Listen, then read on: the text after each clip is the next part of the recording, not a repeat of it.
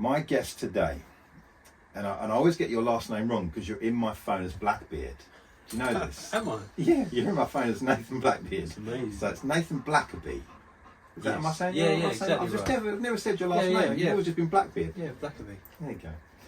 My mate Nate. Now, before we get into this and we just have a chat, Yeah. and Nate tells you everything about himself and all that. Let me tell you what I think of Nate, or as I've found Nate, as we've kind of spent time together. Nate is one of these quiet and sort of unassuming guys, but a guy with lots of different talents and some real kind of quiet depth to him. Nate is he CEO? Is that right? So, yeah. So Nate is CEO of a charity that works with men here in the UK, and I guess all over the shop, but mainly UK based. Yeah. And sorry if you're panting. That's not Nate. That panting in the background is my dog Cooper, who's just in here going a little bit blotto. Yeah. So there you go. But yeah, Nate is the CEO of Christian Vision for Men, Yeah. CVM, and lots of stuff. And you'll talk a bit more about that. But that's not really how I know Nate. I kind of know he's done that, but Nate has been part of a group of men that I've met with for a long time. We've been meeting me and the kind of core of guys for about 10 years now. Nate for a portion of that time. And Nate, like I say, Nate's an interesting guy, hard to pin down. He is, like I say, quietly artistic, makes music, writes stories. You've written books, you're an author. Hell, you might even paint. I don't know, man. There's poetry, there's all sorts. But Nate's one of those guys, when you're chatting and just kind of doing life, he kind of sits there quietly, and he's not the loudest or you know, most abrasive voice in the room. But like when he does talk and when he does kind of chip in, man, there's deep waters.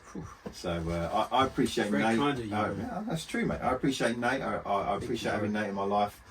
And I'm really interested to quiz him on a few things. Maybe quiz is the wrong. Talk to you about a few things that's been going on with you lately, okay. and we'll just see where it goes, really. But really, we're just a couple of mates here, so who knows where this will go? You know what I mean?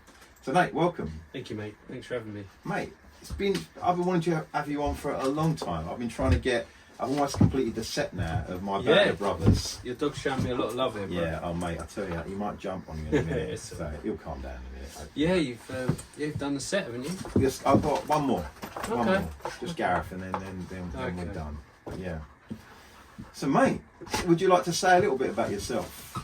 It's always hard when people say that, isn't it? Yeah. I think your sort of introduction was very generous, but probably where I'm at, to be fair, in terms of I kind of default to more of a listening characteristic. I don't always feel the need to talk, so I enjoy listening and hearing others out, and only speaking when I've got something to say.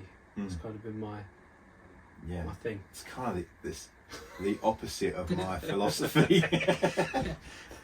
It's good, man. You need people to all sorts of different. But I do look at people that can hold a room, command a crowd. You know, it's just not me in that same way. Yeah. But I do really admire that. You know. Have you always been like that? Have you always been quite I think so. Were you breastfed as a child? No. Should we find your mother and just check? Was that the turning point, do you think? Apparently it depends if you spent more time on the right or the left. It's different. Right. Okay. Yeah, no. So there's damage been done, clearly. Yeah. So your bread and butter, the day job. Yeah. The day job. Yeah. CEO. Yeah. It always sounds so grand, doesn't it? It does, but you know. We're just a team doing what we can, and mate, you're only really as powerful or as positioned as the team around you. Yeah. I think, and I'm not just saying this. I do have an awesome team of people that really get the vision of what we're trying to do. Yeah. And you know they're soldiers on a machine gun. You know, you can trust them. They're doing their job, and we run a really flexible kind of environment. If the work's getting done, great. There's no one breathing down your shoulder. There's because we're all contending for the same thing. So just for anyone who might be listening, Yeah. what is it? What is that thing? What's the charity? What are your aims? So CVM's been about for 30 years, so I've been CEO for nearly 10. And our thing is just to introduce men to Jesus. Okay. So just sort of broadening that definition, we try and create ways, resources, events, church networks and partnerships, relationships in the UK and internationally, where we just encourage people to keep talking about Jesus to men. Come on, get down. Just push him off. He's very... He's very, he just likes having people around. Does, you know? he's a Oh, gorgeous tell you. dog, he's gorgeous. But yeah, so just trying to make that introduction. We're not necessarily trying to make converts, we're just trying to keep the gospel reaching out to blokes, because often, you know, church, you know, in its general sense, can sometimes miss some of these guys that are off the radar. You know? Yeah. And how long have you been doing that? How long have you been there? So I got involved with CVM trying to think back. So we came back to the UK from Brazil in 2011, and I was working for CVM as a volunteer. So it was around about 20. Sorry, mate. The numbers are 2013. Okay.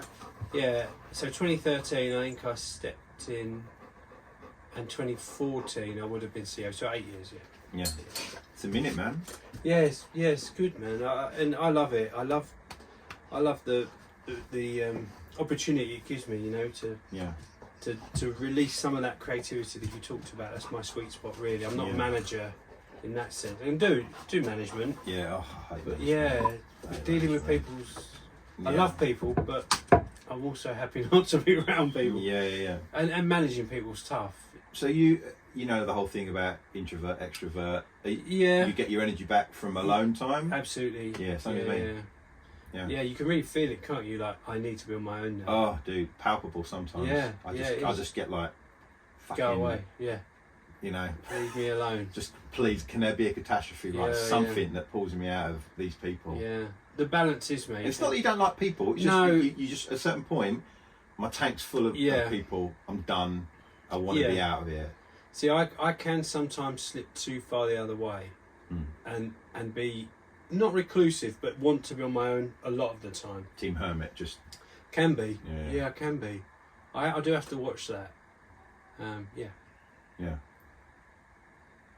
Because I think that was what I struggled with. Like you say, like, you know, you're only as good as the team around you. Do you know what I mean? I think that's probably where I went wrong with leadership. We're only as awesome as me. And the thing is, it really worked. Yeah. You know, when I wasn't awesome, things weren't awesome, and you know. And there's a lot of pressure on church leaders to keep that, not persona, but there is a bit of a bravado. There's bravado. You shut the door. Hey, and there's a balance, because if you don't want to get up on a Sunday and confess all, because that's not, you'll end up talking to no one. Yeah. But there is a balance of being very real. Yeah. And guard down in the right time in the right place as a church leader, I think. Yeah, I remember years ago being at a conference, and Erwin McManus, you know, Erwin McManus, guy out of LA, great author and pastor, but real character. At a certain point, he just kind of gave up on the whole pastoring thing and went and made bags. Yeah. And just let me out. But he was at a conference, and someone asked him this question, like something like, you know, as a leader, what's the single greatest fear you have? And he just went, do you even know how weird it is that you would ask me that question and that you think I've got an answer I'd give you? Do you know, like, what a weird culture this is, that you think I'm going to suddenly go, oh yeah, my biggest fear is... There, with it, I guess they're all leadership environments, but maybe particularly in charities and in churches, there is that odd thing. There is that thing of what expectations are of a leader as far as how transparent they'll be and how open they'll be to everyone. And I think it's true. And leadership, I only discovered it once I got into it, is such a lonely place. Yeah. Because you can't let people too close, even though you want to. You can't, because at some point you may have to, you know, like I have, make them redundant, or, you know, and these are people with families and kids, and it gets personal and it gets, you know, emotional, and you have to keep a distance to people, which is hard. Yeah. And, you know, so there's lots of things around leadership that are tough, but lots that are really good. So yeah, CVM, it's been a great experience and still continues to be. Yeah, and that's full time. You're always full time. When I speak to you, you're often like you have to travel Yeah, here, there, and travel a everywhere. bit, not too much, and that's one of the things that I got very wrong actually. And I think again, you can do in ministry or charitable work is that you can quickly lose sight of how much you do. But I think because the pressure's on and the expectations are there, and you want to keep up, or you're trying to meet a certain measure that perhaps you've set yourself. You know, others haven't put there, but you have, and family can suffer. You know, so I tend to not travel too much, and work from home 2-3 days of the week. At the office for the others. Yeah, that's a tricky thing with working for. Well, when you work for something that you love, or it's a charity, or it's something you feel like is part of your calling. Yeah. I got into a space when I was pastor where it was like I almost didn't consider the things I really enjoyed the work. Yeah. Because I would have done them anyway. Yeah, that's true. So then I started going like the things I hate. Yeah. They're what you pay me for. Yeah. Do you know what I mean? Yeah. And maybe that was right. Do you know what I mean? Yeah, maybe. But that would get you into funny places because then, like you say, then you could burn 24 hours doing something. You can. Yeah, you work all day, easily. you come home, carry on, and like so unhealthy. It is, and I think detaching from it is hard, and people don't always see that. The amount that you carry, and whilst you might not be at a desk from 9 till 5, you don't switch off, and you know the amount of nights, sleepless nights you get worrying about salaries and dude, it's tough. Yeah, there's lots of struggles with that, but it has been a good experience up till now. Yeah, it's hard, it's something you've got to constantly work at. Yeah. I don't think I ever really got a handle on it. Well, and I think it's so much of you goes into it. If you're, no offence to postmen, but if you're a postman, you got your quota of letters and parcels. They're done. You go. Yeah. Nothing much of you's gone through that door, is it? No. But with pastoring or anything ministry based, it's you that goes into the day. Or anything deeply relational as well. Anything people based. You're invested. It's really draining. It is. Do you know what I mean? Like I remember that. I remember like moving from being a builder to then being a pastor. And I always remember people used to say, "Oh, it's kind of transferable. You know, you're now building a church." And I was like, "No. I used to just leave the walls there. Yeah. I used to leave the job where it was. Are you doing a kitchen or a bathroom? There it is. I'll go home. Yeah. And these other sort of jobs, you know, they somehow you have to take them with you, and it got really bad. You know, like near the end, I would constantly get. Occasionally get them now. I'm a bit stressed. I would get visual migraines. Yeah. Do you know what I mean? Like just like no headache, but suddenly the whole one eye just starts to go funny again. So I went to the doctors. Got sent to neurology, and they did run all the tests, and they scanned me for this, that, and the other. And one of the things they went was, "Oh, you seem to have like high blood pressure, whatever." Yeah. And so I went in one day to get kind of measured, and the woman measured. She goes, "Oh, no, it seems to be fine." Yeah. And she said, "Well, just wait a minute, and we'll take it again." So then she said, "What do you do for a living? Do you know? Have you got a stressful job?" Yeah. The moment she said that, she retook the test. My blood pressure was, but I hadn't physically I've not changed, but just the thought of it somehow my body just went into like weird adrenaline or something. Yeah. So it does do weird.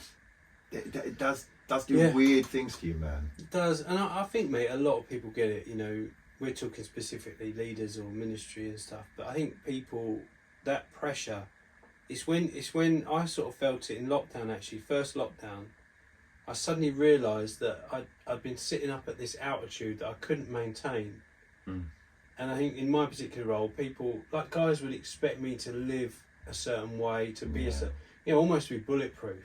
Yeah, and I'm not. You know, I get the same temptations and issues in life that they would get. Yeah. But there's this altitude of expectancy that you're meant to function at. And the air's too thin. You can't stay up there long. Yeah. And lockdown, I started to kind of feel that actually I'm allowed to come down this mountain a little bit. Yeah. Which is good and right, but then you've got to watch your step because you can quickly fall down the wrong paths and the wrong rabbit warrens. So it's one of those balances, I think. It's funny because we in our house, we talk about, you know, the glorious lockdown #1. Do you know when we all had like Yeah. those 3? It was like 3 months or whatever or something. Yeah. Just sun all the time. You had your own boss saying don't work. Yeah. You know what I mean? There was no stipulation. Yeah, Nothing. yeah, Just yeah. stop everyone. It's wonderful. Do you know what I mean? And Faded I think quick, at that point we all kind of realised that there's some really some really good points to stop him. Yeah. But then lockdown 2, 3, 4, 5, 6, and 7, things changed, and now we are. But it's funny. I got here actually in my notes. What has the last 2 years shown you because of that? Yeah. Because of that thing, and in particular, one thing that you've kind of done, which is interesting, I want to hear more about, is this thing of you just cut out alcohol. Yeah. Now, did that come from? Did you realise that was something you need to get a handle on? Did that come out through the lockdown period when you had more time, or is that just something that's always been there? Tell me the story. Yeah. So there's quite a big narrative to alcohol, and interestingly, not just that, but social media I've cut out as well. Okay. So Twitter, Insta, and Facebook. So you've cut out the 2 best things in the world: social media and whiskey. Yeah, I know, mate. I'm bored. Oh, mate, I'm bored out of my life. So boring. But in terms of alcohol, just to get some frame on it, I am teetotal. I don't know if it's a life decision at this point. Yeah. But it's certainly a decision now that I'm living to, and I'm not anti booze in any sense for other people, you know. And I did work in drug rehab and alcohol addiction for a while, so kind of had that experience and first-hand sort of connection with people that have suffered with it. How non-teetotal were you? How do you mean? Let's say before this came along and you were like, whatever, you have a drink. Tell me a week. What was my drinking pattern? Tell me a week of Out of drinking. control, mate. Out of control. But that might be different for different people. Yeah, Some people might so be like, I'm partly embarrassed to admit it, yeah. but it's where I got. So I will tell you. I got to a place where it was the volume, so I could easily do a bottle of wine a night, easy, 7 days a week, never have a break. And then inevitably with drink, you don't enter it to be an alcoholic. And I don't necessarily define myself as being an alcoholic, but I had a drink dependency. So it was it was the volume of drink that I needed to a certain degree, but it was also suddenly the need every day for a drink. And I got to a place where I'd say to myself, I'm not going to have anything today. I've had a run of drink. I'm not going to have anything tonight. And then I wouldn't say I'd come to, but I'd find myself in the co-op picking up a bottle of wine. Yeah. After picking the kids up from school and on the way home, and I'd be like, how did that happen? Like I said I wasn't going to do it today. Yeah. And then in the end, I just stopped fighting that urge and that compulsion. Just thought, well, I'll have a drink. And that cycle for me was incredibly damaging, actually, because it affects the way you think. It affects the way you look at the world and your life and the potential you've got. And a haze descends when you're regularly drinking like that. And I was never a social drinker, so I would always drink at home. So I'd have this window of drinking, and it would be between like 4:30, 5. So finish at work, kids are home, and I'd need to be present cooking tea and kind of about in that slot. Yeah. And that would be my wine or cider night. There are only 2 things I ever really drank. Wine or cider. Yeah, but like wicked strength cider, strongest I could find. Because I wasn't huge. I don't know. I got drunk when I was really young on a whole bottle of cider. Yeah. I was so sick. Really? I can't even be in the presence of cider anymore. Really? It makes the smell me, just triggers you. Yeah, I know that. So I don't know what percentage is a strong cider? It was. I mean, I won't name it because you shouldn't really brands, but it was about 8%. And that's a heavy. It was heavy for me, yeah. And I knew. So I'd worked out each day roughly what I needed to what I called take the edge off. Wow. So you got this down to some science? Yeah, I had it down to a science. Yeah. Wow. So okay. I never. If I ran out of booze, I'd stop. I wouldn't go and buy more. Yeah. I would never go over that because I always felt rough. But I always got into that kind of space. So it was almost like medicinal, in the sense of you'd worked out a prescription. Here's my dosage. Exactly that. Yeah. Oh, man. Well, and I think that's something guys do well a lot is self-medicate. Yeah. And I always talk a bit like, and I heard it before. It's not my own thought, but when we have stuff in our lives, whether it's pressure, depression, anxiety, stress, whatever it is, we go to the metaphorical tool shed, or place where we fix stuff. Yeah. And 9 times out of 10 we fix it, and we don't need necessarily a lot of external support. Yeah. When we get to that shed and there's some things that we just can't find the tool for, you know, the bolt that you haven't got the 16, all you've got is a 15, it doesn't fit, you know. Yeah. You then go, what do I do? And typically, and I'm generalising a little bit here from experience, but blokes won't go for help. We medicate. So we say, actually, the way I make that 15 socket fit the 16 problem is I'm just going to have a few drinks every night. Then it doesn't matter. Yeah. And that's where I got to. And I just started to sit in that rut for a few years. Like a few years, huh? Yeah, yeah. Wow. It wasn't a short-term thing. And that impacts weight, obviously mental health. But I would work out every day. Like, I'm not in great shape, but like I got into skipping. Yeah. So I was skipping an hour a day. Yeah. I was drinking 2 litres of water a day. Didn't you skip a marathon? Yeah, I did. Yeah, 4 hours straight. Yeah. But then in my head, I'd offset the boozing and the damage that I knew that was doing long term. Yeah. With actually, when I'm drinking 2 litres of water, I'm exercising. So you're trying the seesaw. You're trying to. Yeah, I keep just kept it everything seesaw. But I was inside, not the version of Nathan that I wanted to be at all. So yeah, I just took that decision. See, I never knew, because I guess, like you say, because it wasn't like I'd see you and it'd be like freaking in the jacket. There's like no. There's no hip flask. It's an organised little system that you had. Yeah, it was a system. There's a ritual to it. And it happened off stage. Yeah. From the rest of your life, your work and friends and stuff. So I would never have seen that, but that's been a few years, you say. A few years, yeah. At that rate, so like a. Yeah, I'm ashamed to say, yeah. And when you add up the costs financially, I was gonna say, mate. You look at the impact, and actually, there were moments where, the kids need picking up at 8. Dad's had a bottle. What do? Wife don't drive. So you drove. Jump in the car. And I'm ashamed to say that happened a few times. I'm not, I'm not going to hide it. Did you feel like obviously you were impaired? Did you feel impaired?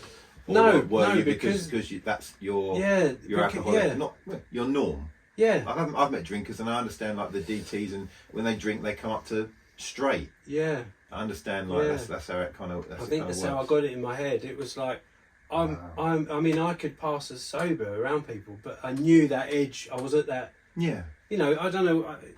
I guess if you were going clubbing, it would be that. Oh, I feel like I can get into it now. Yeah. I'm relaxed. I'm social. vibing. I'm social. Yeah, it got me to that point. Right. But Mate. by the law, I'd be way over the limit. Way over. Yeah, you can't do that. Mate. So there was lots of factors why I decided. You know what? I'm done with booze. Yeah. And I'm all or nothing. I'm an all or nothing character. Yeah. So I tried moderation, and I admire anyone who's nailed that. But for me, it just didn't fit. I had to make a vow, and it held. And this was when? This is in May. May. So still early. Yeah, 4 months. But the desire cracked me, and that was one of the key things for me. That I made the decision. I had a rough week where I was thinking about booze, and every now and then I have like a moment where I'd love to get on it, Yeah. But to be honest, the alcohol-free options, and I know a lot of people that quit drink won't go near alcohol-free because that's a trigger. Yeah. And I respect that. For me, it hasn't been. For me, I can have an alcohol-free and not want the real thing. Yeah. So yeah, it's they're so good now. Yeah, I don't definitely. Really notice it. Yeah, you don't. Not like the old days when they were just dog shit, weren't they? Yeah, terrible. Just. So, mate, I feel good for it, and yeah, I was going to say, what have been the upsides? So with booze, there's obviously physical challenges. Okay. To drinking, and I think a stone of weight came off instantly as I stopped boozing. Wow. Yeah, which is massive calorie intake, wasn't it? Yeah. So that was good, and then you get your drive back to exercise to get yourself motivated. You sleep change? You sleep, mate. Honestly, so I was waking up 1 a.m, 2 a.m. every night. Couldn't get back to sleep. When you were drinking? Yeah. Thirsty, sweating hot, heartburn every night. That was the rhythm. That stopped overnight. I mean, it must have been. I was 3 days from stopping booze, and the sleep transformed. Yeah. So those things, physical things happen pretty quick. And then And then I think what happened for me is there was a haze that lifted off my life. And we could talk about that from a spiritual lens or just from, you know, a human lens. You know, creativity just went through the roof. Like, I just started to create stuff again, which is my natural default. Like, I love creating. Yeah. So, I mean, that just went crazy, and I started writing again, and so loads of aspects of my life that had been suppressed started to come through. You then have to face some of the, whether they're emotional hurdles or situation things or baggage that you carry that was part of the reason why you were drinking. Yeah. Because you're no longer masking that, you're no longer knocking the top edge of that mountain off. So then you have to climb that mountain. Some of those I'm still climbing, some got dealt with. But you do that in a very different way. When you're drinking, you do it with a clear head that you thought you couldn't have. You know, it's almost like you can take a step back from this stuff and go, oh, hang on a minute, I'm seeing this differently now. Now I'm not influenced by booze. Yeah. And that's a good thing. Yeah. But yeah, so yeah, it's been amazing, mate. And to be fair, there was a guy, so I don't know if we'll talk about it, but when I was in Brazil, there's a guy called Isaiah, and he died from alcohol addiction. And I remember standing in his house with him. I mean, he was dirt poor, and booze had totally ravaged him. And I remember looking at him thinking, I'll never make this mistake.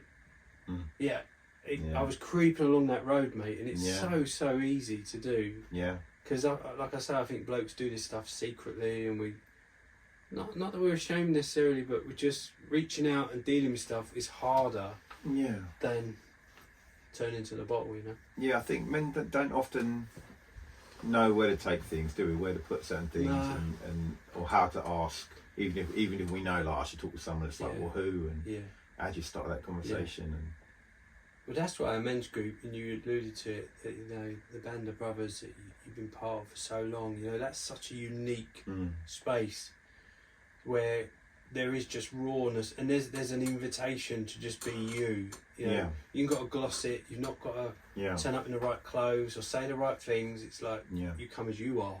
Yeah. And we love you and want to hear you. And that's massive. And when I've spoken to blokes about that, you can see they're looking like, where do I get that?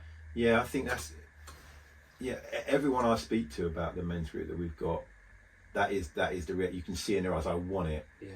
And sometimes you're in a position where you're like, oh, do you know, I wish I could get this guy along. But like, how many times can you do that before you have a group that's too big to do any good for anyone? Yeah. Do you know what I mean? But yeah, there is that, because like, you found something that works. Yeah. Do you know what I mean? And we want it. Men want to fix stuff, but what we don't want, or what we're scared of, is to feel ashamed that we haven't fixed it. Yeah. Do you know what I mean? Yeah, I do. So it's unmasking yourself to someone else, or your wife, or your parents, or boss, or whoever, and being seen as someone who's failed at fixing something. Yeah. You know? Yeah. Yeah, that's a big thing. I used to wrestle with that. It's one of the things I think I've shaken off, was the fear of man. It was this fear of acceptance or not, judgment or not, ridicule or not, opinion, you know, like or dislike. Did I get a thumb or not on this one?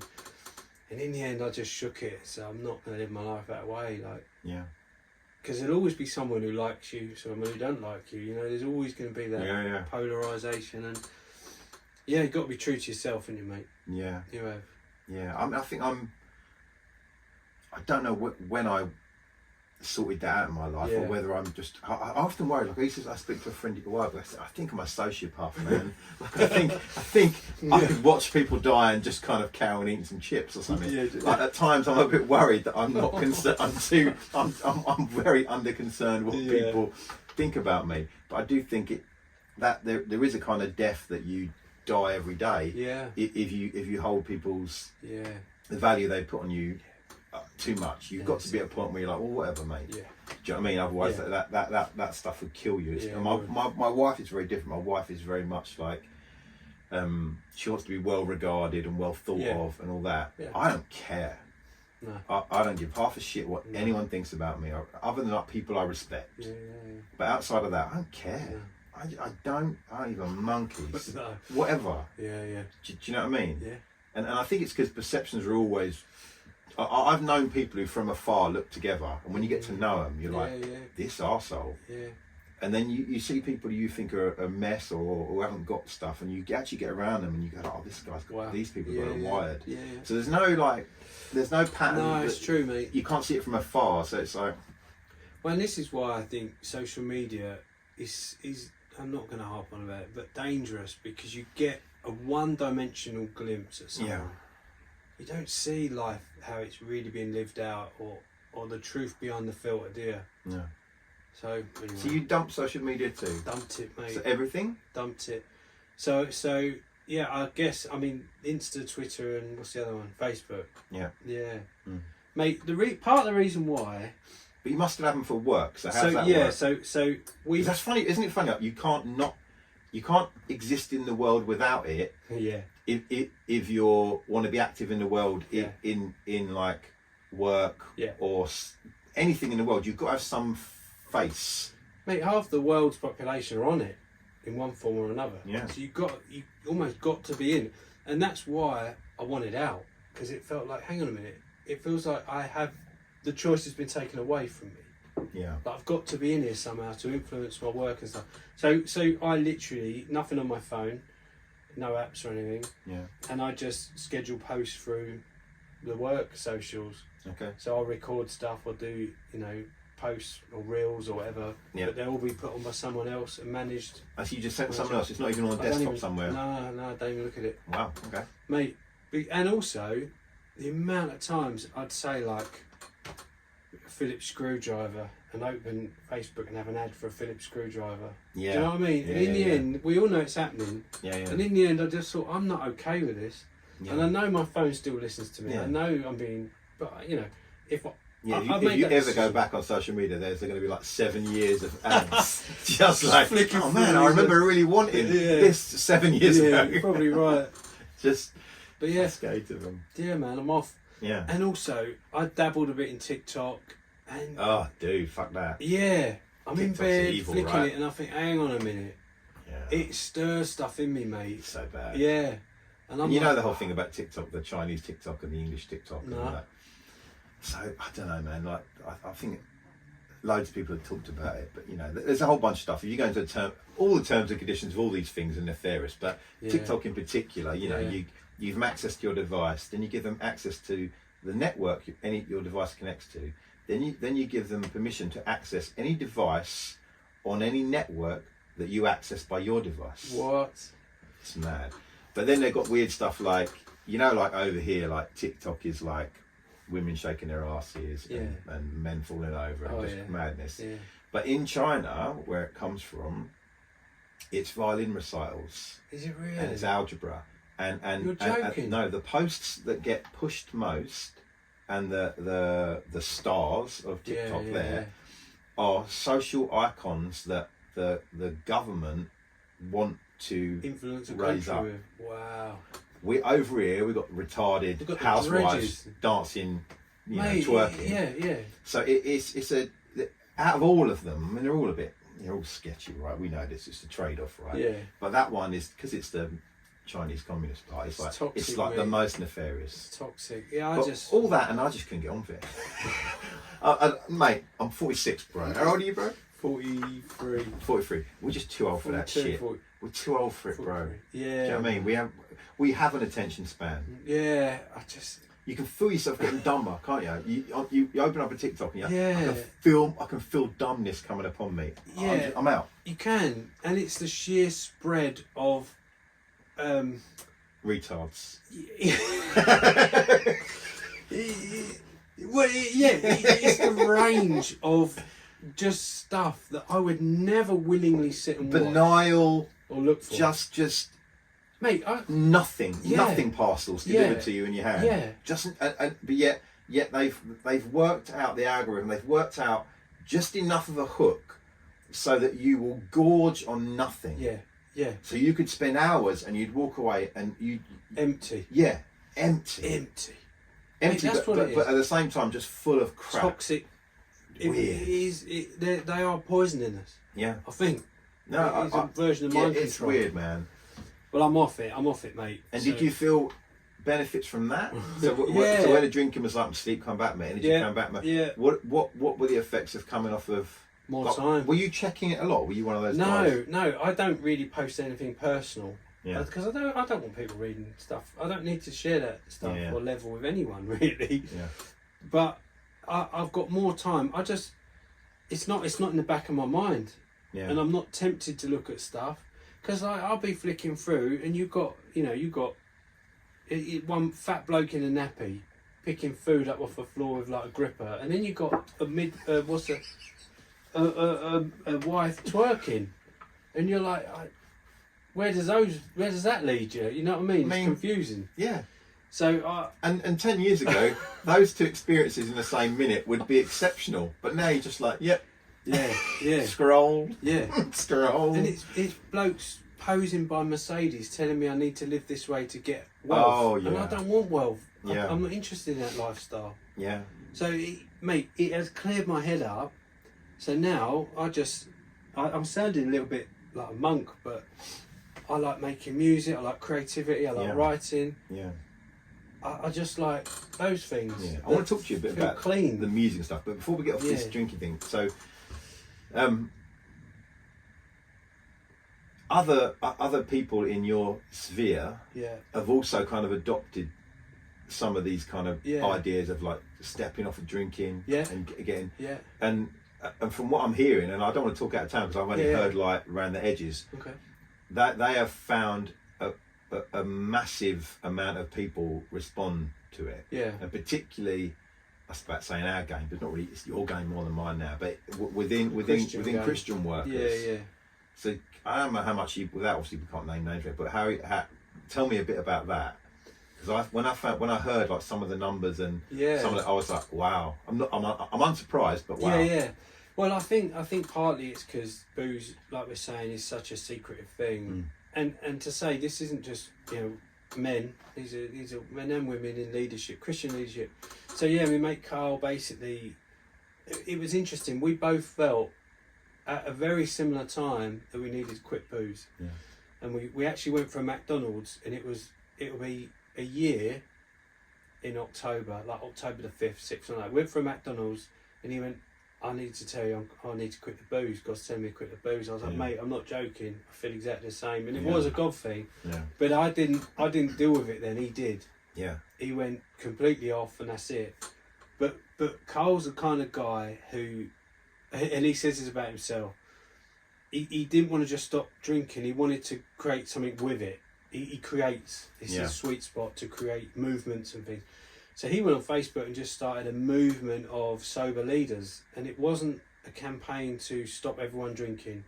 It was just a safe place, a private group, where if Christians in leadership are struggling with booze, then here's somewhere you can come to, and we're just going to talk about it. Yeah. Which is awesome, and people did, and it started to fill up. And that's just like an online space. Yeah, just a closed group on Facebook with just people saying, this has been an issue for me for this long, that long, and this is what I'm doing about it.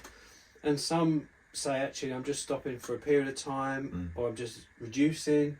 Some say, this has been a massive issue. There's a whole range of cases there, but so it's helping a lot of people because, like we said at the start, the Christian lens, particularly in leadership, does put people up on a bit of a halo kind of position. Yeah. So if anyone listens to this is like, this is pushing my buttons. How do they get that group? So Facebook, Sober Leaders, search that up, and you'll find it. You just join it and agree to the terms, to respect people in there. And that's like hundreds of people. Yeah, a couple of hundred across the UK. Like and influential leaders of hundreds of people. Yeah. So the reach there is pretty significant. Yeah. Getting leaders in that space to be honest about alcohol in their lives. Yeah. Yeah, it's a big thing, isn't it, mate? It's a good thing. Like it's a good thing. Like in a sense, like I remember, there's Rob Bell, and he talked about going to AA once. Yeah. But he wasn't. He never had a problem. But he went. I think he went with a friend or something.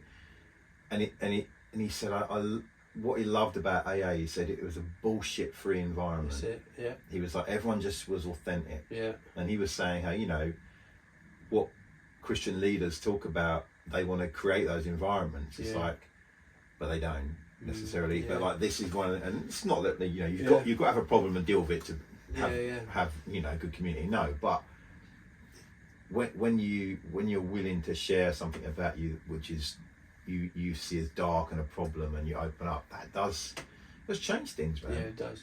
I mean, and lots of people suffer silently with alcohol and drugs and porn addiction, social media addiction.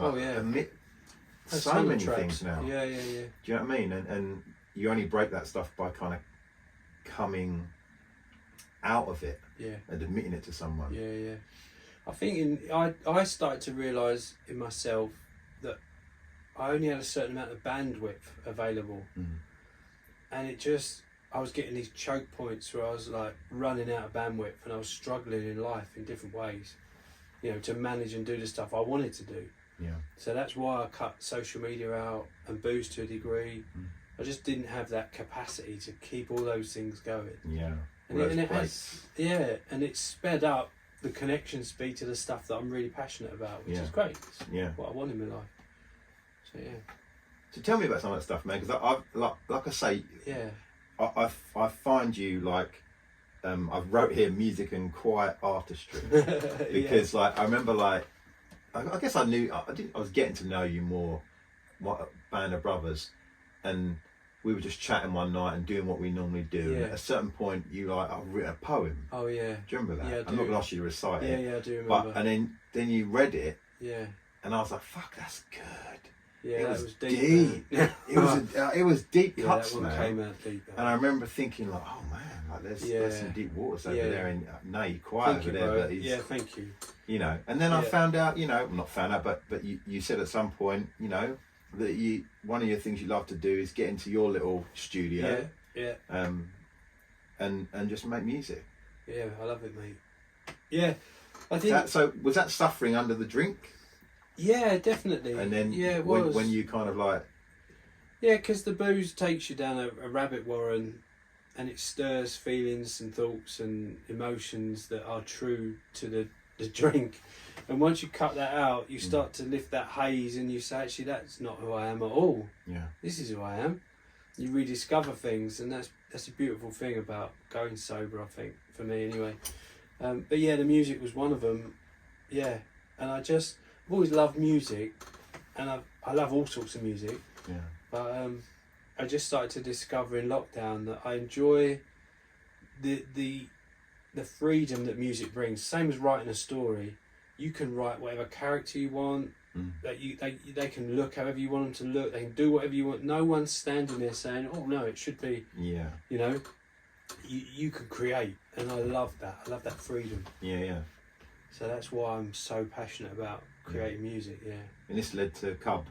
Yeah. So on YouTube, you can find Nate's music on. You can. It's just Cub, right? Just Cub. CUB. I'm amongst a load of different Cubs, and I've got 6 monthly listeners. I'm not breaking any records. Yeah. But to be honest with you, I'm genuinely not about that. Who cares? Yeah. Yeah, and for me, I set myself a challenge. I said I'll produce an album and just get stuff out there, because I think when you create in a vacuum, there comes a point where you say, I've got to release this and get it out. Yeah. Otherwise, it's just sitting on a hard drive and it'll just disappear. You know. So yeah.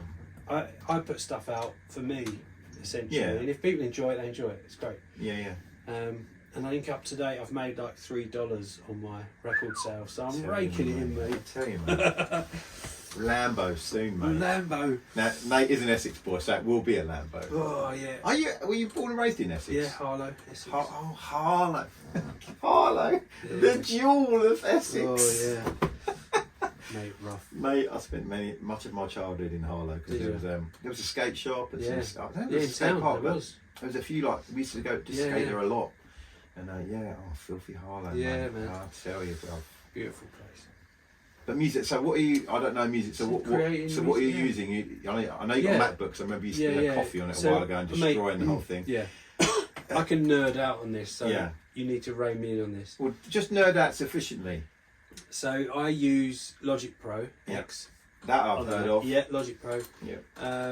I use a load of different plugins. So my genre of music is EDM, electronic dance music, But I'm not kind of just about one particular style, and I think to get anywhere you need to just be about one particular style. Whereas I just enjoy creating electronic beats and stuff. I just love concepts. Do you play any, not on this, but have you played instruments in the past? Are you musical? Yeah. So I play piano, but I don't read music, so I just play by ear. Okay. And bass and a little bit of acoustic guitar. Okay. But a lot of what I do is just programming, so it's MIDI stuff, keyboard, and you can make music with no music theory whatsoever. It's amazing nowadays, It's amazing. Right? It's ridiculous. Anyone can get involved in it. That's what I love about it. Sorry, Logic Pro. Got a nice little setup. Got some Audio Technica headphones, some Rocket G5s. They're like nice active speakers for editing. So they're a zero sort of EQ speaker, so they don't boost anything. Okay. So you get a flat sound. Yeah. To give you that bass line for your music, and then you EQ everything. It's like when you film in a neutral palette, so you can grade it later. Yeah, It exactly. gives you it straight. Yeah, it gives you it straight. So I spend hours tweaking risers, fallers, and Dude. I've got this program called Serum. Yeah. And it's softer scale. So you can take sound waves and oscillate them. So you can say you've got one sound wave, a sawtooth, so a saw shape. Like that. Yeah. You can then go up to 16 voices of unison, so they're all making that sound together. Yeah. Then you can detune them from each other. So you as you're doing it, you start to hear this sound open. Yeah. And then you chuck on reverb, you chuck on some crazy Dude, you're in the lab. Mate, it is like Lost in the science. And you can come up with some amazing things. Yeah. So I like drum and bass, I like dirty bangers, but also I love music. But you love being in it. You just love the construction. Yeah, I love concepts. I'm a concept guy. Yeah. And any art or creativity I'm involved in is concept. So I love graffiti, and I like to map out a tag or create in my sketchbook this awesome thing. And now I'm like, done. Don't want to ever spray it. Don't want to take it any further. I'm done. Next. Yeah. Music. Like, I spend a little while on a track. Once it's 60% done, next. And that last 40 is grind. Yeah. Trying to get it mixed, mastered and finished. Yeah. I just like concepts. Interesting, man. Yeah. And you're right as well. Interesting fact. If you put in your name into Google, it comes up author. Does it? Yeah. First no way. First result is author. Wow. Right. How many books is it? So through CVM, I guess. So some are pamphlets. I can't brag. Yeah. You know, some they're not. I'm not They're writing not novels. Yeah. But maybe 8. Yeah. Maybe. Yeah. So you are really creative, man. You love music. Thing, you love drawing. I didn't know. Yeah, who didn't? School. Bullshit. Went to My wife's teacher. Sorry, that's not bullshit. It was bullshit for us. Any children listening, facing GCSEs, please go to school. Yeah, keep going. So you don't have to. Keep going. And then do something else. But you've always been like. So I don't think I love it. I think I've gotten more arty. Yeah. I think it's being around Evans. Yeah, and mate, and you being can't around not be arty. Shabazz and we got friends who are artists, just so good, and even John and they see the world differently. That's what I love about them. Artists, mate, like there's a frequency they work on, and when you first spend a lot of time around artists, so I don't mean people who can doodle, I mean fucking amazing, like world class, blow your nuts off artists. At first, if you're not careful, their lens can be shrill. It can bit jarring. Yeah, it can. You can be like, why is everything an 11? Why is it? And you can get in there. But the more time I've learned you spend around great artists in any medium, the more you suddenly go, oh no, I'm off. My more level, bland take on thing is off. Yeah. And actually you begin to go, oh no, why shouldn't I look at life like that? Why shouldn't I consider some expression of whatever I'm doing as art? And suddenly you got you suddenly, and that's a friend of mine who studied art, and he had to do a big dissertation on art, and I think the dissertation question was, what is art? And he came out art is anything you present. Yeah. And I don't know if that covers all bases, but I'm like, that's pretty good, man. Yeah.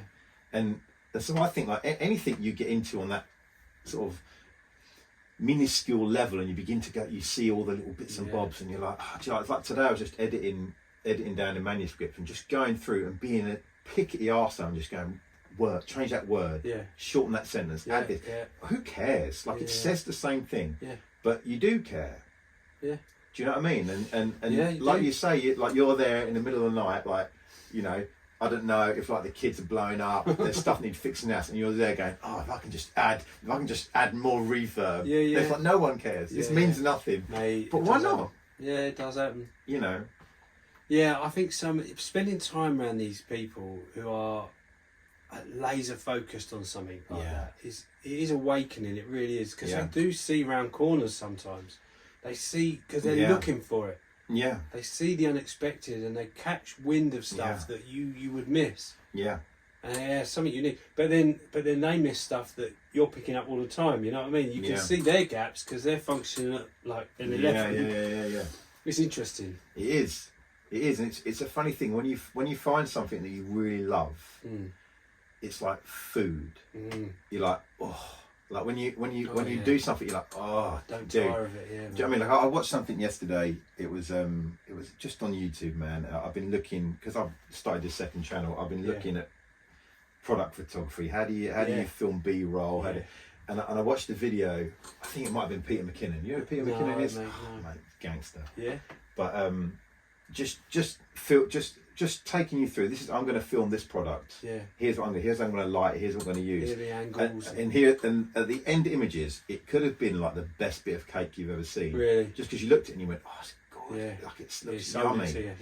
And that, when you find your little niche, whatever it is, whether you label it art or not or whatever, but when you find that thing, like you say, whether it's received or regarded, or whether in 2 weeks later you think it's any good or not, in that moment you just go, oh, it's like a satisfaction is like off the, and that's why artists, you know, mate. I mean, the torture of when it don't go right, but the ecstasy when they hit that note, they do that thing, you know, mate. And I think you can transpose that over to exercise for people that struggle with exercise, and it feels like just another thing. Or can't. As soon as you find the exercise that you love, that you just go, this is me. It doesn't. It's not a chore anymore. Yeah. You just like, this is it. Yeah. Yeah, I think so. I think that's the secret of exercise. Find something that you just love. And don't feel like you got to run because everyone runs. Don't feel like you got to ride a bike. It might be that you want to row a machine. Yeah. Or, you know, or skip rope like me, or a step, or what's because I know you're on a strength regime at the moment, right? Well, I was. Last time I spoke to you, you were like I'm deadlift and I'm like clean. I am. But you're back skipping. I'm skipping for a bit. I want to lose a bit of weight, and the deadlift and stuff. So Arthur White, mate of mine, he gave me this cracking routine.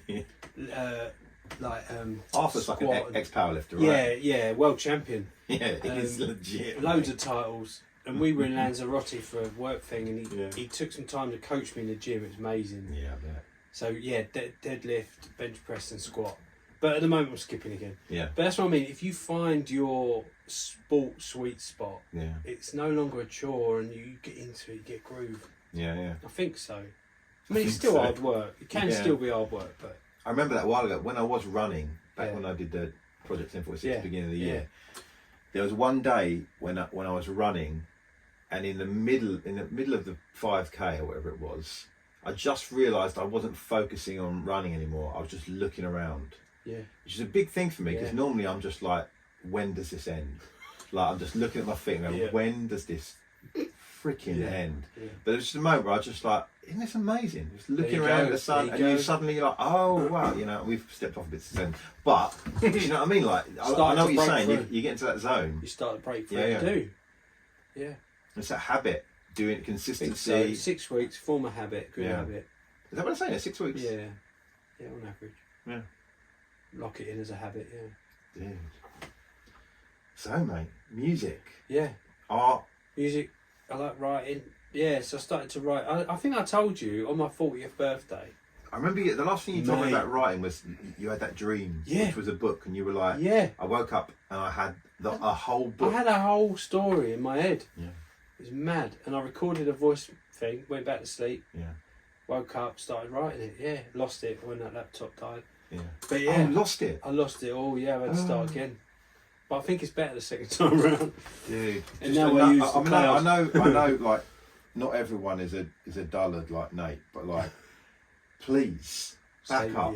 Please back up. Yeah, I never please back up. Backed up all my music. Back up everything you've got. Because Nate, was it a coffee you spilled on it? That's what we'll get on the recording. It was a coffee. Yeah, and bye bye laptop, bye bye everything.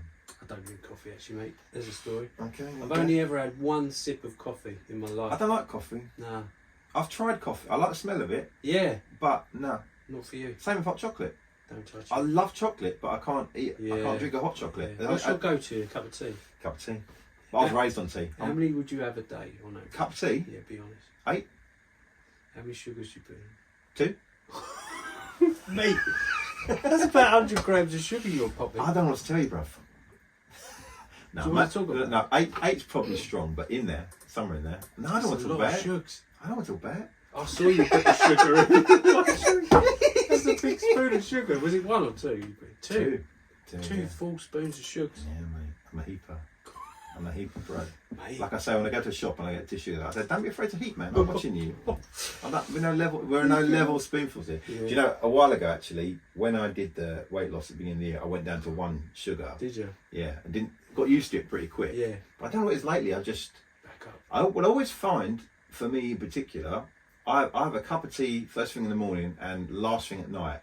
They've always got to be super hot and super sugary. Really? Yeah, like some people can't drink a cup of tea before they go to bed because they're like, no, I can't go to sleep unless I've had a cup of tea just before bed, mate. Really? Yeah.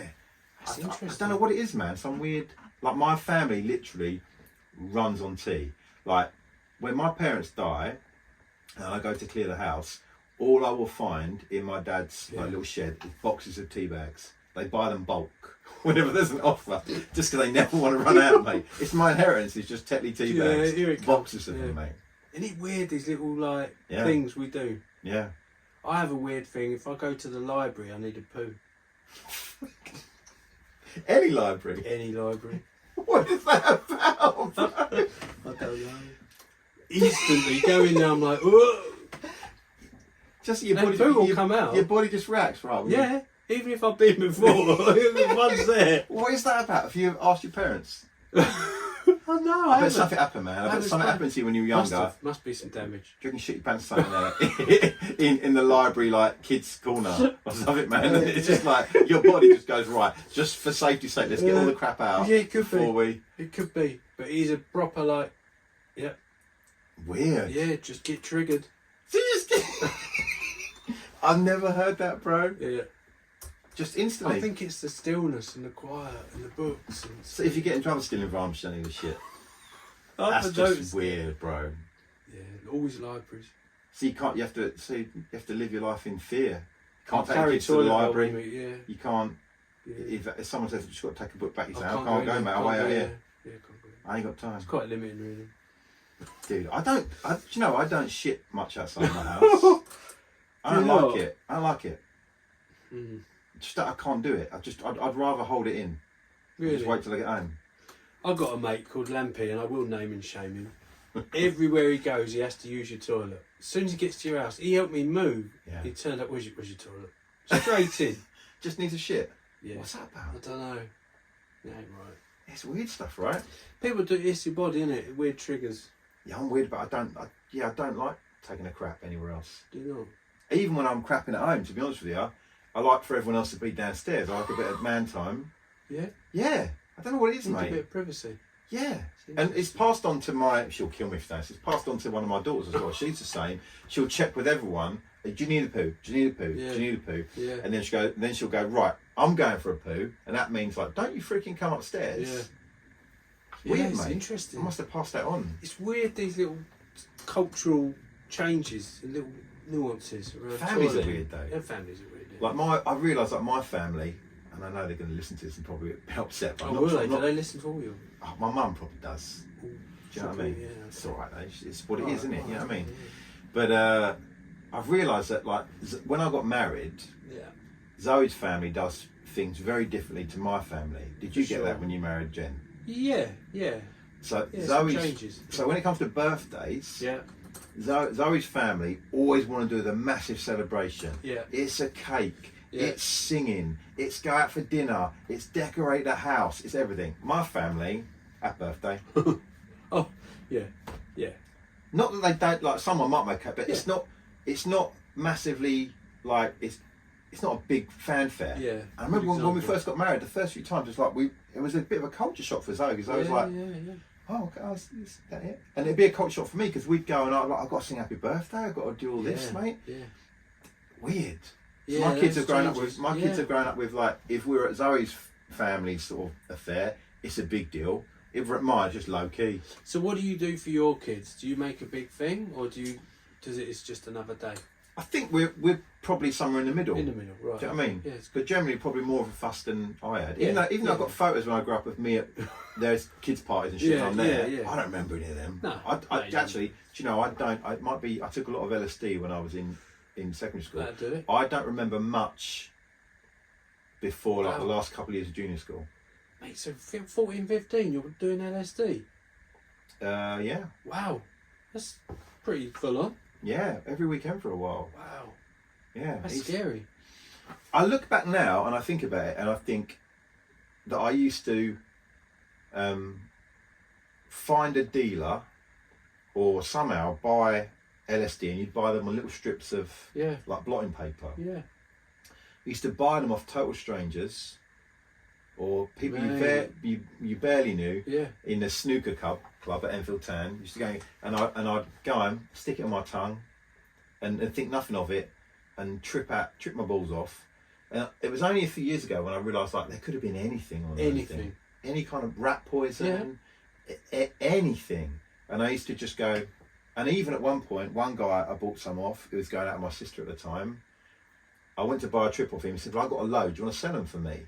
So I sold a load Right. for a while. Yeah, So I was dealing That's interesting. these same things that, well, I didn't know what they were. I just, in my little young brain, just went, well, they're LSD. As if there's an LSD shop somewhere, and that's where he got them.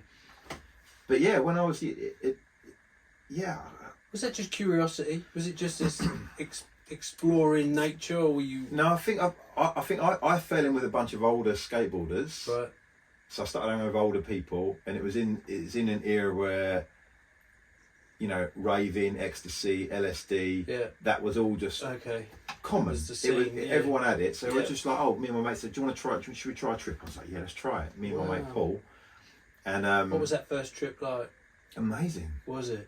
And it's funny, and I suppose I've got to be partly careful here, but not really careful. Like, I never had a bad time on LSD. In fact, I would say, from my point of view, and this is not me wanting to promote it, but just being honest, for me it felt like I'm buying a good evening every time I bought one. So I've not taken it. So is it a hallucinogenic thing? Yeah. So were you like seeing things? Massively hallucinogenic. What sort of things? Anything, everything, Like flowers and cartoon characters anything, and colours of stuff, things breathing. It's hard to explain. Like, me and my friend used to take it, and then we used to go and sit up in Enfield. I'm from North London, so in Enfield, we used to go and sit up on this bowling green that was on this large hill, and it overlooked Enfield. While I was there, I was seeing like cartoon characters and stuff peeking at me behind trees and stuff. really? And then I saw around the whole edge of London, because you can see quite far from there, just a massive tidal wave coming in, but just forever coming in, always there but never crashing, the whole evening. And we used to just sit there, smoke B&H. It never panicked you. You never once. The only thing that panicked me was marijuana, gear, smoking Really? gear. I got really paranoid smoking Really? gear. Yeah, really horribly paranoid, and I had to stop that. Wow. And it's funny, a few years back, because I talked about this at various points in church and stuff. You talk about this sort of stuff. Sure, And yeah. one guy who was a youth leader said to me, would you come, I'm doing a night on drugs and stuff, would you come and talk? Because I got some experience. I said, yeah, but let me be honest with you. I'll tell them not to do it, but I will not tell them it's bad. in the sense of I won't say that I hated it. Because that wasn't true of your experience. Yeah. So he said, all right, we'll leave it. He didn't know. And it's probably the wisest thing to do. Yeah. And I do think, like, if you look at research now, there's like your, and this is where I think it messed things up for me. To take those sort of drugs when your brain isn't fully formed is really dangerous. Yeah. So they say this with all drugs, don't they? When your prefrontal cortex, all that, until a man's in his early to mid 20s, that stuff is still, all those synapses and all that stuff is still taking shape. Yeah. So whatever drugs you start to take in large quantities while you're forming will have an effect on you. Okay. Chemically. Yeah. And so looking back now, I think like I would have maybe said some different stuff rather than just, don't do it, but it's great. Yeah. But for me, I think when I became a Christian, when I met Jesus, it was like I don't need that anymore. I everything's good now. Yeah. I know God. I'm praying. He's with me. Yeah. It felt I didn't need to rent a good evening anymore. Do you know what I mean? But yeah, that guy I just said I can't speak against it, and because I can't. Like it was great, and I met someone a while ago, a guy I was chatting to, and it's funny we were both laughing and saying the same thing, just like I loved it, but just I would never do it now. No, just because I don't need it. I was immature a little bit, and I was like wanting to try it, and I had friends that took it with us, and they freaked out and they had a bad trip. Really? Yeah, and I think that I had a fairly stable family. Right. Good. My mum and a dad and a sister and a dog and a house. Yeah. And the guy that freaked out, he lived with his sort of nan, and he was estranged from his parents. And I think lots of drugs that they kind of magnify what's going on with you. Right. Particularly hallucinogens. That's why a lot of people now do like ayahuasca and mushrooms and stuff. Wow. And they talk about, you have these, you meet God and the universe talks to you and stuff like that. I don't know about that, but I think that stuff does open you up. And if you've got shit to deal with, it'll come up. It'll surface. Yeah. So do you think there is a spiritual road that travels along near this stuff, or not? I think like if you look into so spectrums that we see within a certain colour range, don't we? What is it? Ultraviolet to whatever it is. Yeah. But we know that that's this small panel of a much larger thing that other animals see, for instance. Yeah. Do you know what I mean? Infrared and stuff. Yeah, infrared and all that sort of biofluorescent stuff. Yeah. Like you go deep down and see some of those freaky things. Oh yeah. Do you know what I mean? And there's stuff going on there we just can't see. Yeah. Do you know what I mean? Like with your naked eye you can't see it. They put a camera on it and they shine a light so you can see it.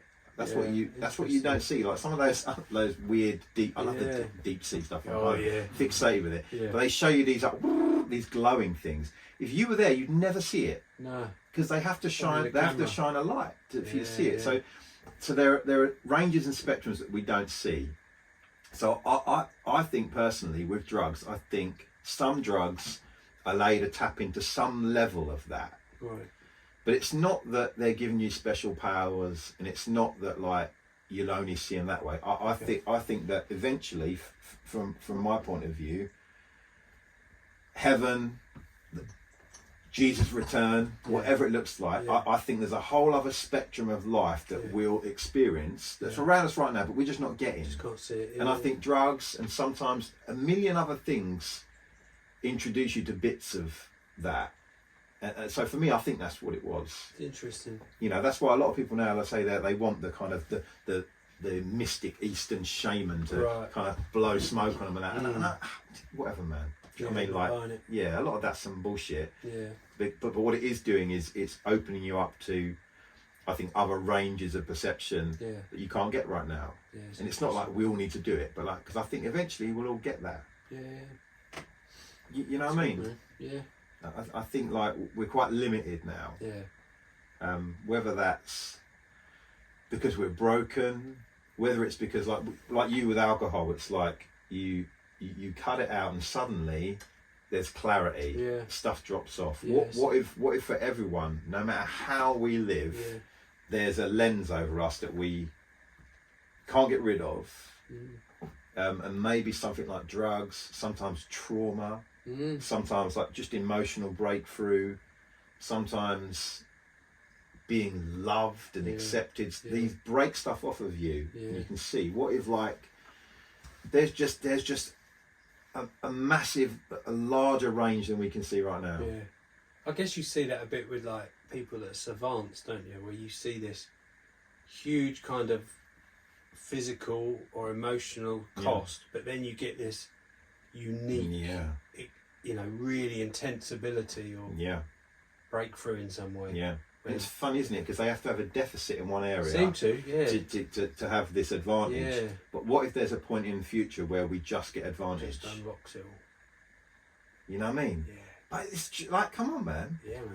Do you know what I mean? Like, I know I get a bit hippie talking about this stuff, but like, I think it's there. There's something there, man. Yeah. You know, who wants to just see in this range of colour and you know? More. There's definitely. It's like my wife bought a dog whistle. You know, like one of those silent dogs. You ever used them? Oh yeah, in the past. I haven't. I think they're bullshit. Right. He don't really care. But I like the concept of it. Like there's this frequency that we cannot hear. Yeah. It's like up at the co-op near me. There was trouble a while ago, a couple of years ago. Youth sang around, so they put in one of those youth sirens. You've seen them. That if you're under 16, it fires this sound and you can hear it. Is that a thing? Like a captive repellent? Yeah. Once you get above 16, this weird thing in your ear changes shape or something. Dying. Yeah. You can't hear it anymore. So they use it to disperse the youth because it's a low level discomfort. When I'm like, this is weird, and a part of me don't believe it because I can't go back and I can't know that's true because I'm 46. I'm not 16. Yeah. But there's loads of that sort of stuff, man. I love weird, trippy stuff like that, man. Yeah. Do you know what I mean? There's a lot of that out there. Dude, rabbit holes.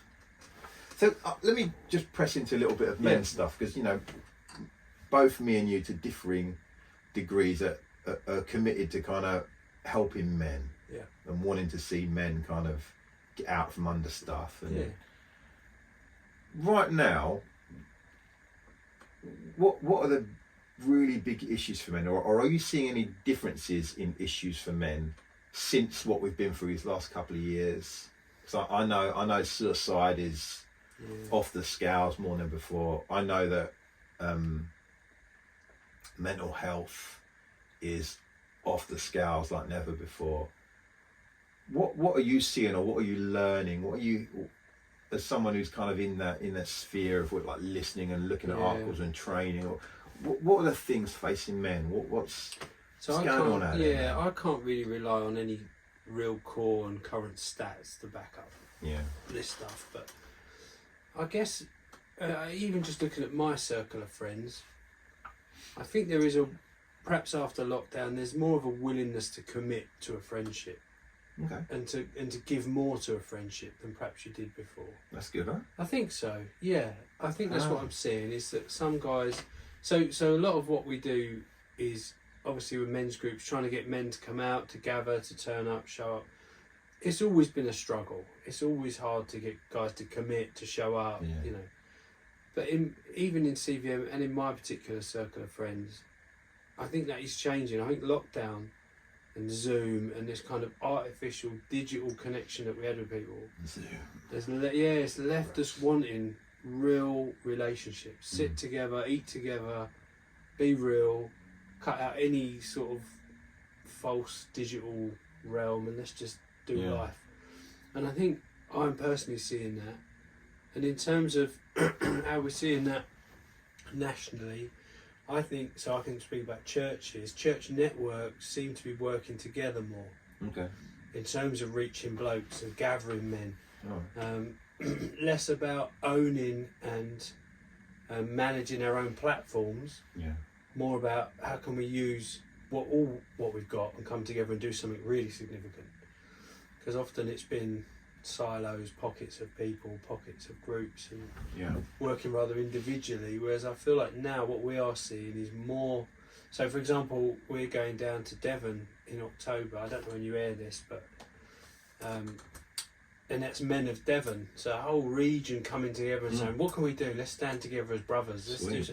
Yeah, and we're seeing that more and more. Cool. And that's quite a new thing that I think is emerging from the last couple of years. Yeah. That is more relational centric, and commitment's definitely changing. Yeah. And perhaps a willingness to talk about stuff, because we got starved of close friendship, didn't we? It was such a strange time, and I know we've, as a band of brothers, we met a few times in various lockdowns, perhaps when we shouldn't have, but we were like, you know, I didn't come to them all, but there were times when you thought, no, we have to do Life this. and death, mate. Yeah, got to be connected, and I think more guys are aware of that need. Yeah. And as we started, guys self-medicating and not reaching out, I do think that's changing. Mm. And you know, I think a lot of blokes are listening to stuff like your Jordan Peterson and stuff is being spoken about more publicly, and I think that is benefiting men. Yeah. It's interesting. I'm off to see Jordan Peterson Oh, tomorrow. yeah. Yeah. Oh wow, Wembley. is he doing? Oh, okay. Didn't know. At Wembley, the arena there. What a brain, man. That guy. I'm interested to see it for a couple of reasons, really, because one of the things, it's interesting you say churches working together more and stuff, because, or men are working, because I stepped out of the pastoring game just before lockdown. Yeah. And so, you know, just happy to be out. I've done my 15 years and just kind of needed chill. Yeah. But it's interesting, all my pastor friends that I spoke to throughout that were all seeing like just a major drop off in commitment of churches. All churches that I knew of shrunk. Yeah. Well, bar a couple actually, but they shrunk. People, it's funny enough, people kept giving, which one of my mates like, as long as they're still giving, it's not the end of the world. Well, yeah. But like, you know, they just dropped off. And I guess that's a number of reasons. They have to go. At times in this country they couldn't go. And then the other excuse not to go. Yeah, exactly. And a lot of them haven't returned in some ways. But you're saying that with the men you're seeing, actually there's a bit more of a desire to kind of be around. I think That's so. good, man. I think so. And nationally, so I can't remember the stat now, but it was above 30% drop off nationally for UK church attendance. Yeah. And I imagine that's a lowball figure. Yeah. And you know, speaking from my family, we have dropped out of mainstream regular church attendance. Yeah.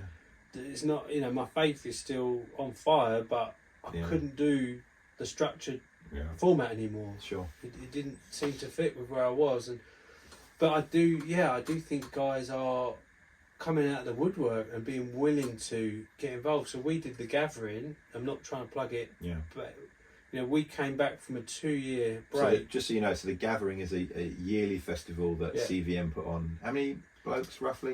So it's peaked 2,500. 2,500. Big tent, Swindon, field near Swindon. Yeah.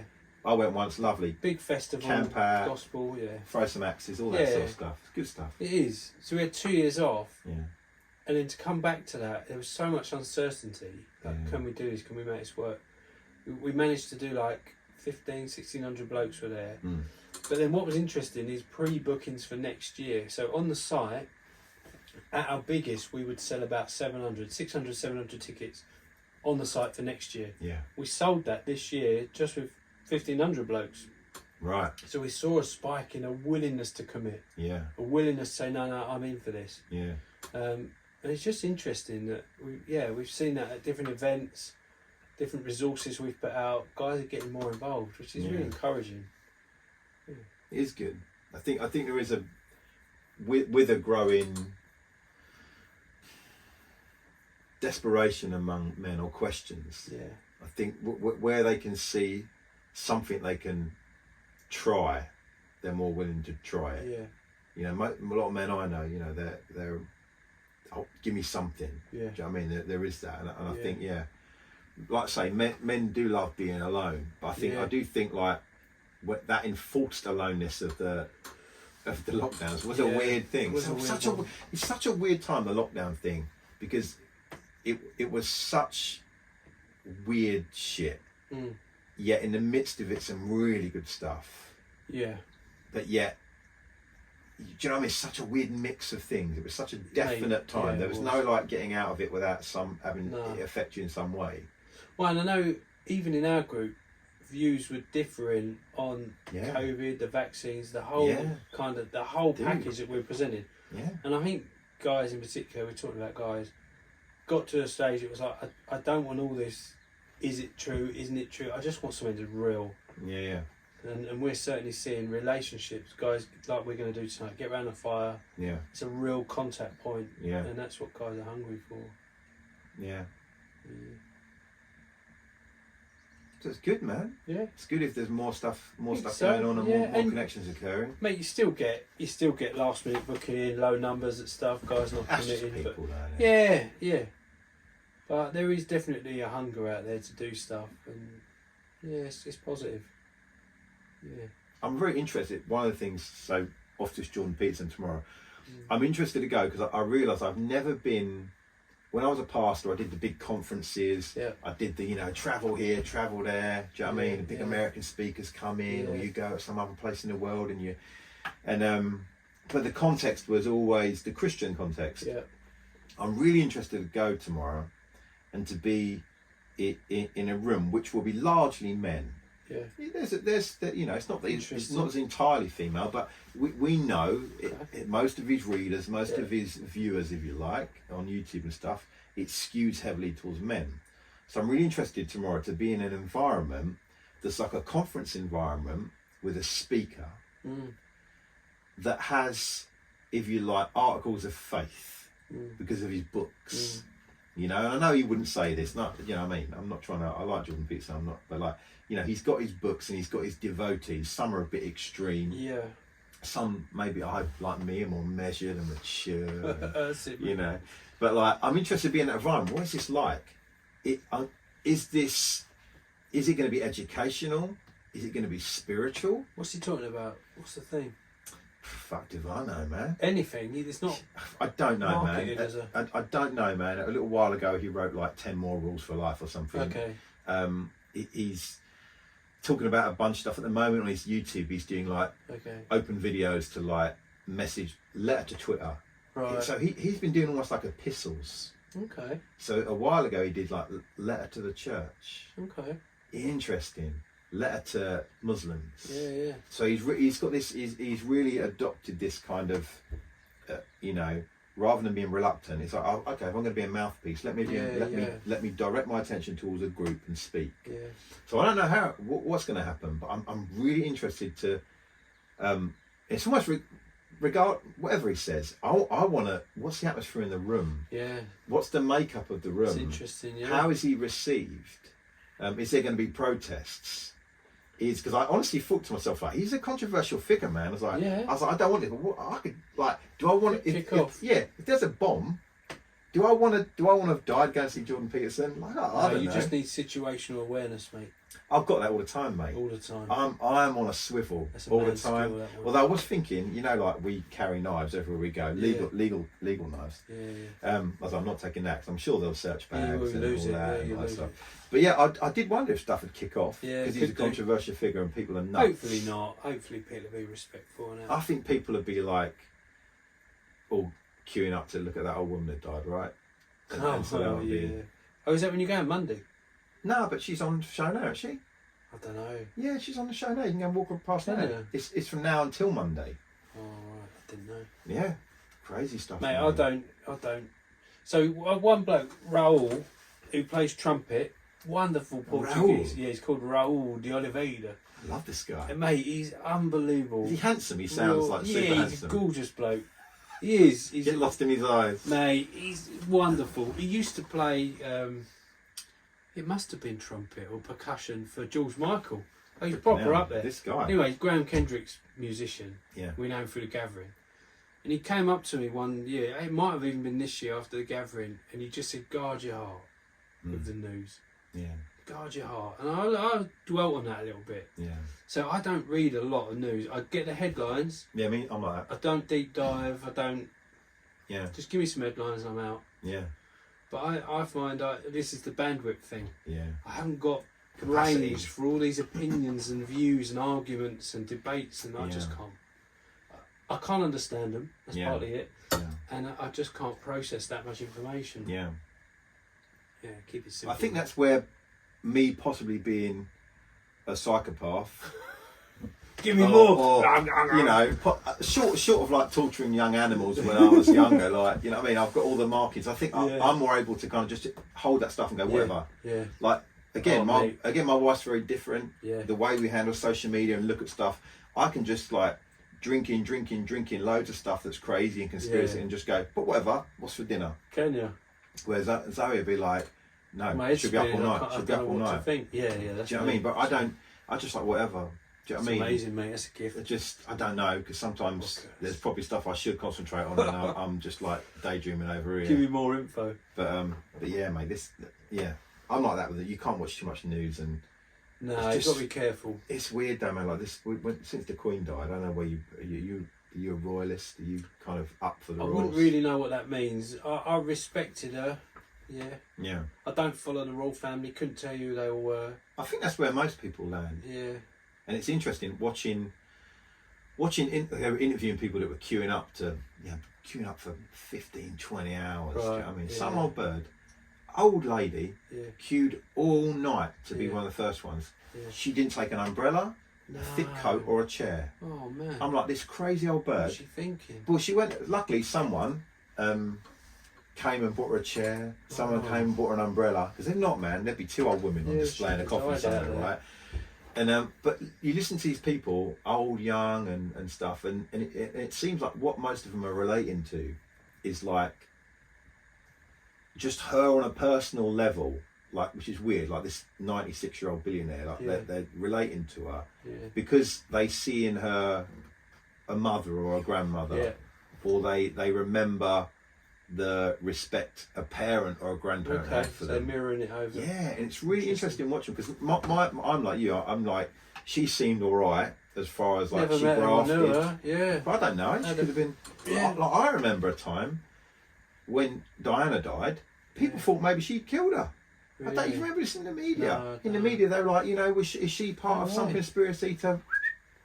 You know, it was at that in '97 when that all happened, '97, '98. Yeah. She was largely not liked for a period of time. Is that right? Yeah, and people forget that, but I don't, because I like just over here remembering stuff. Wow. Over in the corner. But anyway. So are you anti royal No, family? I'm not. Okay. Well, I'm anti. Like everyone. I'm anti the useless ones.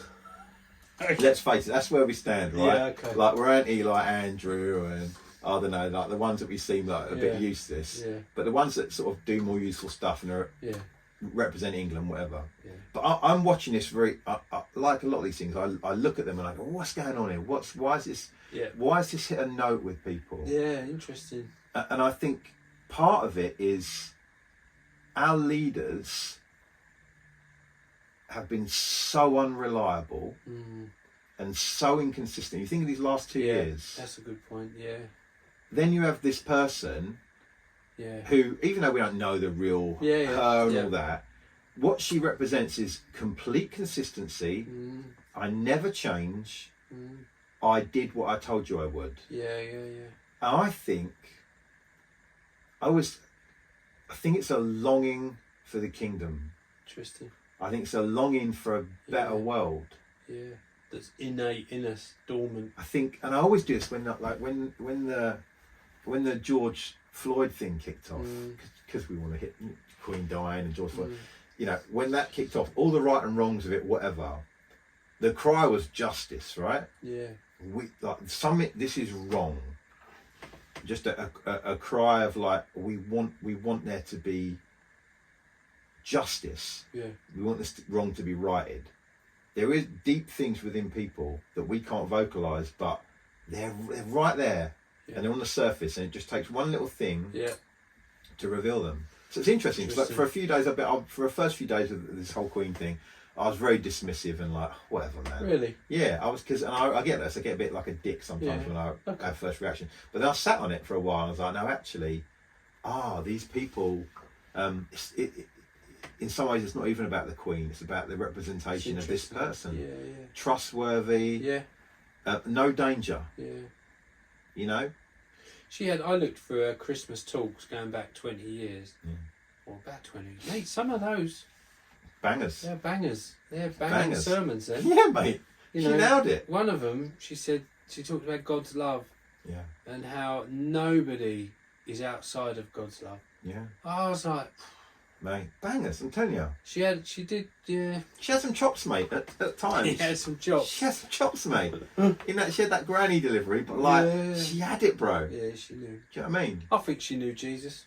Totally. She knew Jesus. Totally. And I think that's perhaps what grieved me a little bit when I heard she died, because I don't see much faith, strength throughout the family. Well, that's the thing, isn't it? If you know, say what you want about organised church and religion and all that, right? The head of it, she had a faith. Yeah. Yeah. Now, I don't know. Doesn't feel, it feels like we lost something significant in that. So now we've got Charlie. Yeah. Where are we at? We're now We're now defender of the faiths, right? Do you remember that whole thing he did a few years ago? Yeah. I'm going to cover it all, and I get what he was reaching for, but big move. Like, no, you're the. Yeah. That's not the title. No. So it blurs it. Will it affect anything? Will it not? I don't know. But we're in interesting times. We are, mate. You going to watch the funeral, are you? Huh? You going to watch the funeral? No, mate, I don't know. I hate funerals. You ever taken a funeral? Yeah. Horrible, aren't they? Yeah. Well, actually, some are alright. I did a burial once. That was quite special. What do you mean, in the sense of like instead of a cremation, it was in the ground. Burial. Okay. Yeah. And it was a beautiful summer's day by a blossom tree floating down as we were lowering the casket in. Yeah, that was a special one. Yeah. But crematorium I find a bit robotic. It's a bit clinical, isn't it? Well, I went in and he said, "You got 2 buttons. How much?" Oh fuck, the 2 buttons. How much have they paid? Oh god. I was like, I think they're on that package. I asked that button. Oh, and it was the speedy curtain. Oh, shut. How much have they paid? Getting through. Yeah. It's a machine, dude. mate. I remember that. Like, why is there always 2 buttons? Whenever you do a crematorium, they say there's 2 buttons. One does the music, like one does the PowerPoint, one does the curtains, and you're halfway through. You're like, fuck. Like, I'm about to ruin this entire. Yeah, bad, mate. Bad. Right. But and it's really interesting actually. The moment people hold it together till that curtain comes around. Yeah. Something about that curtain, the wall shuts you Finality. off. It's gone. Finality. It's when the tears It's tough, a man. representation of like what we all fear. Yeah. They've gone. Yeah. And we don't know. Mate, that was what dynamic of pastoring in church, was able to do a few funerals and stuff. It was a real privilege. Yeah. I remember finding a bloke dead once. We rented like a visit or something. Yeah. So I was doing a pastoral visit. Oh, bro. And I knocked on the door, and this is a bit of a God moment. And he didn't answer, obviously. And I stepped back from the door, and I prayed. I said, Holy Spirit, I won't say his name out of respect. I said, Holy Spirit, is he dead? And I felt the Holy Spirit say, yeah, he's dead. I felt real deep conviction. And I got the key, someone had a key, went in, he'd been dead 2 weeks. Mate, yeah, it was rough. A little bit comical because I was going up the stairs. Hello? No. And I found him in his bed. Yeah. Some of those macabre moments are the comical ones, man. Yeah. I was at I know I've told this story at some point. So I was at a funeral. Yeah. My friend's mum, and well, not his mum, but a woman who'd taken the mum role in his life because his mum was somewhere else. So she died, and so we're at this funeral, Enfield Crematorium. I'm there. I'm the pastor, but I'm not the pastor. So I'm not on duty. I'm just there supporting my mate. You know, bless you, I'm here for you, bruv. As we're there, we're doing a song or whatever. Do you know what I mean? Normal fare. Aunt Maud or someone, 2 rows down and to the left, like over the other side of the aisle, does a death croak. You ever heard of death croak? No. So there's a thing called the death croak, Death rattle, right? yeah. I've never thought it was a thing. It's a fucking thing, bro. Yeah. Because she, and then she went back, and then she went, damn. And I'm looking, and you know it's like an accident, like everything's happening quick, but nothing's happening. Yeah. And I'm looking, and I'm thinking, no one's doing anything. So I was like, I've got to do something. Do you know what I mean? So I run over and grab this old woman, right? We call her Aunt Maud, right? And a couple of other people grab her. And so when we're like, let's move her out of here, because it's the funeral's going on. We can't stop it. You know, there's a nut with these things that they line them up like Burger King. It's a drive-through, mate. Yeah, so we take her out to a side room. Me, some other guy in a suit, and one of the like usher guys in the creme. So we're there, right? And we get into this room. Maud's there. Me and these 2 guys, and I'm like, I just go into action mode. I go into bullshit action mode. I don't know what's going on. I've seen Casualty, right? So I just go, right. So you're practically a first aid. So what we're going to do, we're going to get her in the recovery position. I'll start giving all this shit, mate. I fucking sound amazing. Turns out one of the guys that came in with me is the head of cardiology at a hospital. That's going to So straight away, he makes me feel like a complete cog. He says, no, we're not. We're going to begin CPR. At which point, I think, I'm not. Do you know what I mean? I heard the death row, she gone, man. So anyway, he starts to work on her, mate, in the room. So he's like, boom, boom, boom, boom, boom. And he's doing the breaths and he's working on her, right? But we've brought her in and shut the door. And I'm on the other side of the room. And the only door back out is to where all the people are in the funeral. So we can't really do anything. So I'm really stuck in this really awkward situation now, where I'm like in this room with this woman, the cardiologist and one of the ushers, but we can't go out. Some of the family members knocking on the door and saying, what's going on? And they're like, can you go and tell them we're working on her? So I have to go and tell these people that we're working on her and like, I'll let you know. The paramedics arrive, but they can't come through. We have to open a fucking window in the room and they have to climb through. They climb through, right? But the weirdest thing, and this is where it's bad into it. At a certain point, they come in and they really start to go work and they put the little things on. Yeah. But what they do, they have to take her top off to do it. Oh no! So now I'm in a room. I'm in a suit, which is always an uncomfortable situation. There's the head of cardiology, some stranger, some person, some woman I don't know. It turns out to be dead. She never recovers. She's half naked. I'm stuck in there with. I'm just stuck. I'm just stuck like in the door. Yeah, it's just the most awkward like, and it's one of those things. You can't not look at someone. And this is where I'm a social path again. It was weird. No, nothing. You need to. No, it's not like press pause on the. It's not like you. Then I really need this shit. Stuff it happens whenever I'm in the presence of their body. I really need this shit. So eventually, they just 45 minutes. I'm in there. 45 minutes. 45 minutes. That the funeral party goes outside and does the whole thing, mate. Right? While they're still working on it, they call it 45 minutes later. I then think I should show my face at the pub and tell the family what's gone on. So freaking phone Zoe said, right, I'm going to be a bit longer than I thought I would. I can't even tell you what should happen, and I'm shaken up at this point. I'm like, I need to go and have a drink. Yeah. So I get to the pub just round outside of Enfield. And everyone's like, oh, crazy. And I said, mate, yeah, tell me about it. And they all know at this point. And they said, you know what's really weird? Uncle Dave died exactly the same at his dad's funeral. You're joking? No. Turns out, at like, say, Uncle Jack or whatever, at another funeral, the family, so that woman's husband, he just at the funeral. Death rattle again. Death rattle, mate. Weird, bruv. These hard moments, mate. Yeah. And when they go from living to dead, you look at someone dead. It's weird, mate. There's nothing there. No, bruv. The spirit goes, mate. The life. I know it sounds silly to say, but that spark. Just a slab of cheese, just mate. Just a little wax cheese thing. It's weird, isn't it? It is weird. And I think like we don't see death, do we? Like before that moment. I'd seen one other dead body in my life. It was a road accident. I was like going to work and a little kid on a bike. I say little kid, 12-year-old kid, whatever, just got ragdolled through the air. It was the weirdest thing, and he's gone. And it is a weird thing because it's almost instantly. I don't know if it's someone you know and love, whether you feel different. I've not had that luckily, but when it's someone you don't know, it is instantly life is plucked and they're just a body. It is the strangest. Yeah, man. Thing. We don't. Weird. I don't think we have much narrative for that. No. In England, we don't face it, talk about it, see it even. No. And it's a real shocker when you do.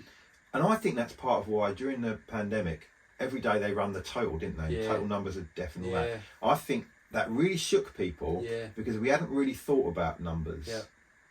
And so it seemed, I know at times that they inflated the numbers or quoted the numbers when they were large or whatever, but I just don't think, most people aren't thinking about numbers at all. No. Most people aren't ending their day thinking, 1,500 people died today, you know. No.